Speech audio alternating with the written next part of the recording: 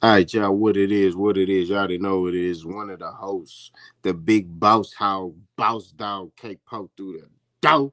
We got the other host here. Y'all already know who he is. It's Coach B, aka Brody on the hustle. Man, let him know something, Coach. How you been, man? I'm good, just chilling, doing what I got to do to survive like everybody else. You know what I'm saying? Enjoying life day at a time. Like I say all the time, as long as God wake me up, everything else is extra.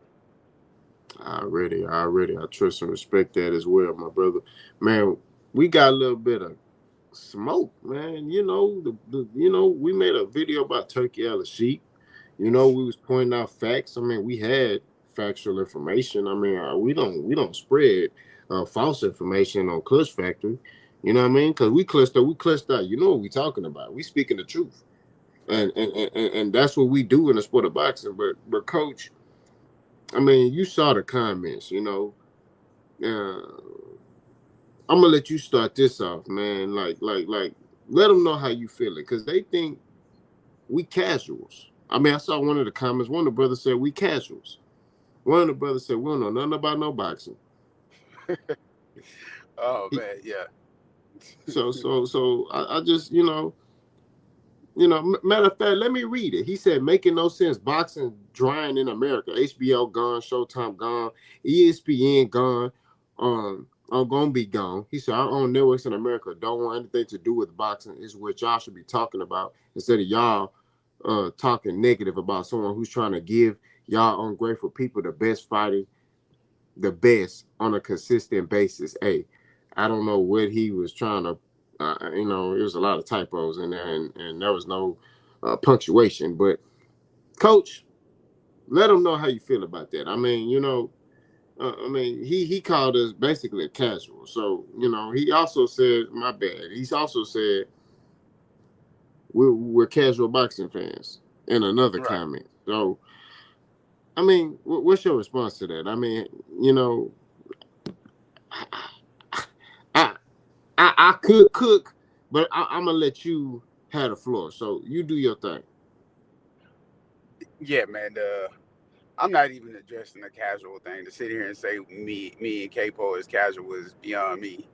It just don't make sense. How do you have guys who get on here and try to put out actual factual real life stuff about the sport of boxing when it comes to any fighter? It don't matter if we talking about Tank, it don't matter if we talking about Canelo, Bud, Spence. You know what I'm saying? We keep it 100. We keep it authentic. We don't sugarcoat. When we wrong, we say we wrong. When we right, we just go with it. We don't even bolster and brag and try to shine when we right. We just say, yeah, we got this one right, and we keep it pushing. But the fact that somebody will come out and call us casuals is beyond me. But that's everybody entitled to their own opinion, so I'm not gonna dive too deep into that. But I'm gonna get into some of the other things that was stated throughout the comment you read. He said American broadcasters and sports networks don't even want to broadcast boxing, and it's a simple answer to that, and it's a simple reason to that. If you go back and you look at all the numbers and stuff, how it went before social media and streaming and all these different networks came about, it was no problem. But then you start the casual fans start learning how to get involved and start figuring out how to just watch their favorite fighter on whatever app they could. It don't matter if it was for example, StreamYard or all these other networks that broadcast and stream all these top notch sports entertainment games. It's not just boxing. It's football, basketball, baseball. You got people watching all this stuff. I get it. Some of these things are free, but it is what it is. You know what I'm saying? They moved away from it because they simply understood, like, okay, streaming is a big thing. Then you got a lot of people you can't prevent anymore from actually watching pay per view for free because there's so much technology in the world that they can tap into and get all this stuff for free. So it has nothing to do with America not supporting the sport. It's simple. You know what I'm saying? They moved away because that's not where the money was anymore. So why would anybody what I'm saying, continue to broadcast and try to show something on their network or their production, and it's not doing the numbers they think they would do, or it's not doing numbers at all because of all these other outlets to watch it. You know what I'm saying? So that's question number one.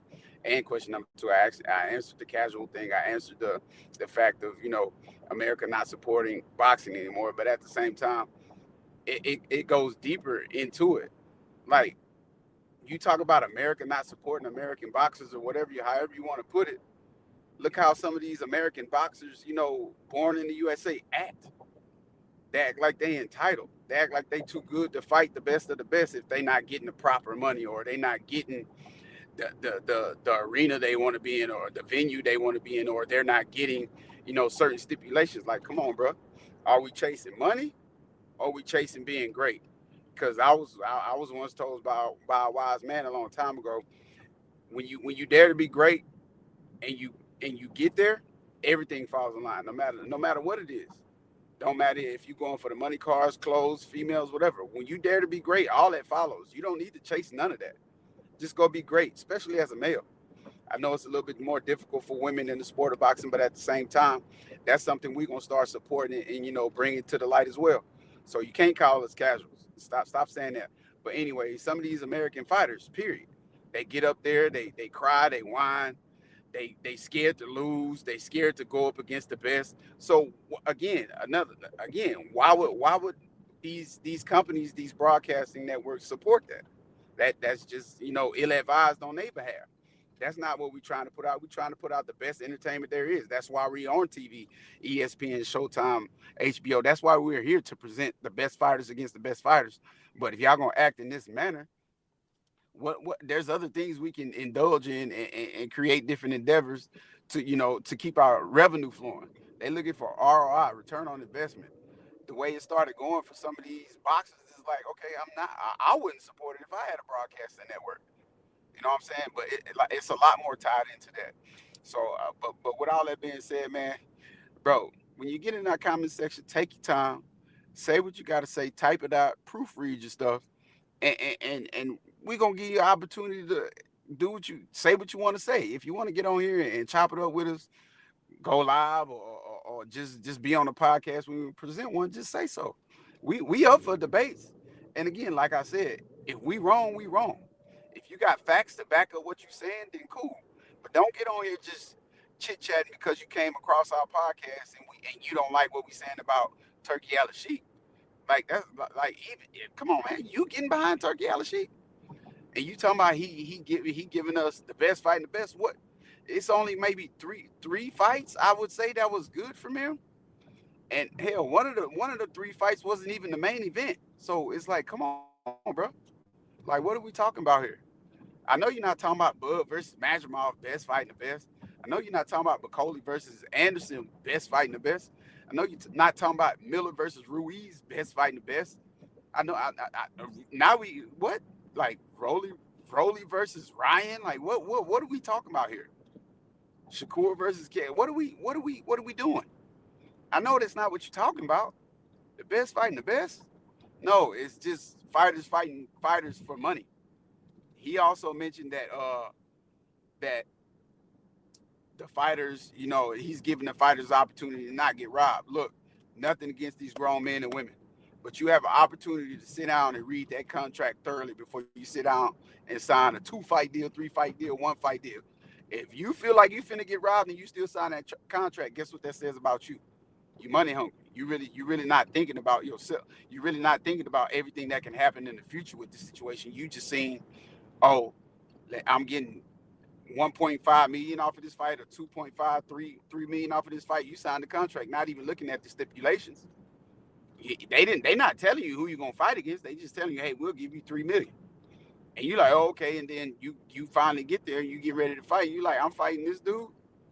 I'm fighting this dude for 3 million. That was pointless. You could have done that, on your own. But again, read what you getting into. You know what I'm saying? Establish yourself as a businessman too. Just because you got a promoter and people who talk for you don't mean you can't get involved and say, hey, look, this is not what I'm looking for. This is not what I want. I'll fight for the 3 million, but let me fight somebody, who's on my skill level. Let's make this the best versus the best. Don't just, oh, I'm gonna get up there and get this 3 million and you beat on somebody real bad. Pause, no freaky is in full effect. You know what I'm saying? And then you want to boast and brag about it. No, best fight the best. And when you get the best fighting the best, that's when the bag really is really on the table. It should be nothing to complain about. But like I say, I can go on and on about this subject. But again, commenters, when you get in our comment section, please take your time. Be thorough on what you say, proofread your stuff so we can understand and articulate ourselves towards your comment. You know what I'm saying? I want all the rebuttals and replies to be, in sync with each other. So everybody that's in tune and involved with this podcast, with Clutch Factory can get in and understand what everybody's saying. You know what I'm saying? But I'm done with that subject, Capo. I know you want to go in on it a little bit too before we segue off into the next subject. So you go ahead and drop your 2 cents. And again, shout out to 2 cents. I mean, brilliantly articulated. Like Coach say, man, make sure you have your ducks in a row when you come over here. Turki Alalshikh, man, I see what he's trying to do. Okay, we even said that. We see what he's trying to do. But he's not giving the fights that we want to see.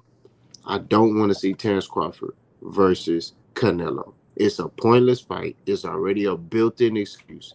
If Terrence Crawford loses to Canelo Alvarez, oh, he dared to be great. I don't want to hear that. Oh, and all the upside goes to Terrence Crawford. Okay? Because if Correct. Canelo don't knock out Terrence Crawford, oh, look, Terrence Crawford, Canelo couldn't knock out Terrence Crawford. Oh, Terrence Crawford basically comes out of there paid. And what he going to do? Retire. What is the end game? What if he do beat Canelo? Is he going to face David Benavidez? Is he going to do something that Canelo didn't do? No. So it's a waste of time. It's a wasted fight. It does not help boxing. That's what I'm talking about. Shakur Stevenson versus Kid Austin don't help boxing. That boy a prospect. You know what I mean? Nah, he talked his way into a fight. He a grown man. He talked his way into a fight, and he got the fight. But he's a prospect. Shakur Stevenson should be in there with Keyshawn Davis. Yeah, I said Keyshawn Davis or Javante Tank Davis or Loma if Loma don't retire. Those the fights he need to be in there with. He's so called the top one of the top dogs at that weight class. That's a fight that y'all need to be pushing to make. Okay. Terrence Crawford need to be fighting Murder Zalev, Fondora, Jermell Charlo, anybody at 154. That's where he need to be at. So these are the things that I'm talking about when I talk about fights that make sense. Chris Eubank versus the little welterweight dude who tested positive. You know what I'm saying? No, I don't understand. Like that's what I'm talking about. You, Coach already pointed out Ryan versus Rowley, Devin versus Jose Ramirez. Why are they fighting two different people? Both of them have been out the ring they're gonna be out the ring a year. So they would have been out the ring the same amount of time. So by the time they fight, they should be fighting each other, not fighting a tune-up and then signing a two-fight deal to fight each other two more times. For what? Crazy. So these are the things that we're talking about. But y'all want to sit here and I'm just gonna point this out, and then I'm done with it. Y'all sit here and come here with this anti-PBC bias stuff. And I don't understand. If you're a fan of the sport, you will understand that PBC is putting on fights that are exciting and that are meaningful. I'm not talking bad about Turki Alalshikh. I'm just saying he's getting all this praise, and coach is saying the same thing. He's getting all this praise and he's throwing money around, but he's making meaningless and pointless fights. And he's being worshipped because of his money, not because of his boxing intellect. That's what we're saying. You look at PBC, heck, even ESPN, some of their fights are meaningful fights. They know what fights to put together. You heard Bob Arum talk about how Jared Big Baby Anderson shouldn't have been in the ring with Bacoli. He said he didn't want that for him. But these fighters are getting bribed by Turki Alalshikh with that dollar. And we telling y'all, it's gonna be a lot of fighters. If they keep chasing the money, they not gonna have long careers at all. And I'm a firm believer in that too. I'm gonna say this real quick too. One of the other commenters said, I don't remember it verbatim, word for word, but he said something along the lines of Turkey Alalshikh has not touched an up and coming fighter. Make that make sense?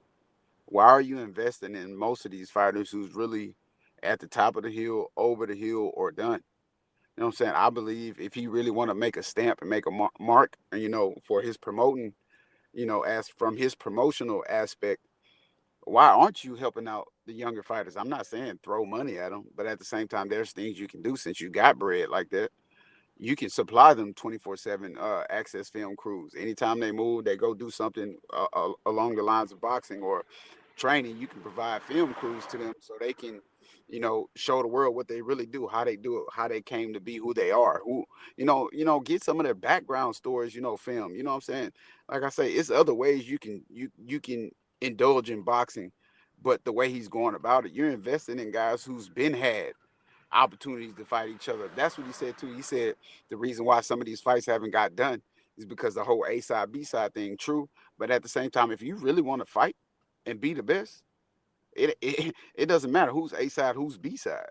Whoever pulling in the money, let them pull in the money. But if you the B side, say let's get it, and then eventually the A side gonna say something. It's only so many times you can call somebody out. I mean, nowadays we are in this crazy ducking era, but at the same time, it's like, okay, A side, B side, who cares? Get the fight done, get the deal done. Like at the end of the day, you gonna make money some way somehow. But at the same time, sitting here ducking and running from each other, and commenters having an excuse of it couldn't get done because of A side, B side, it couldn't get done because one of those fighters thought they were too good or not getting paid enough. Is that really what this sport has come to? And then don't sit there and tell me there is no blueprint. Don't tell me it's the promoter's fault when there's a whole blueprint on how to go about it. You know what I'm saying? Go look at Floyd Mayweather. Since you calling us casuals, and you telling us they getting robbed. Floyd, yeah, eventually, yeah. I agree to some extent. You do get robbed a little bit in boxing, but at the same time, there's a blueprint out there. Floyd Mayweather did it perfectly. He got away from everything. He got his own promotional business, and look how he flourished. So don't sit there and tell me, oh, fighters are getting robbed because of this and that and the third. No, there's a way you can do it. But at the same time, Floyd Mayweather wasn't scared to build his brand by putting himself in awkward situations and fighting the best. I don't care if you think he won, if he lost some of those fights, but at the same time, he didn't, and he put himself in the situation to become who he became by taking matters into his own hands. So don't sit here and call us casuals. Don't sit here and say fighters getting robbed. There's a million excuses in the world, but at the same time, it's only one right reason to do what you got to do, and that's there be great. And like I said before, everything else will fall in place. That's facts. That's facts, man. I mean, coach hit it on the head. Y'all just make sure y'all have y'all ducks in a row when y'all come over here. We ain't running for no smoke. We ain't running for no conflict. We willing to address anything. And if you really want to debate face to face, you can go over to my channel, let it be known, and we'll go live with you over there. And eventually, I'm gonna speak into existence. We'll be able to go live on this channel. So y'all continue to support us, man. Help this channel grow so we can start putting these lives together so we can get this smoke session going.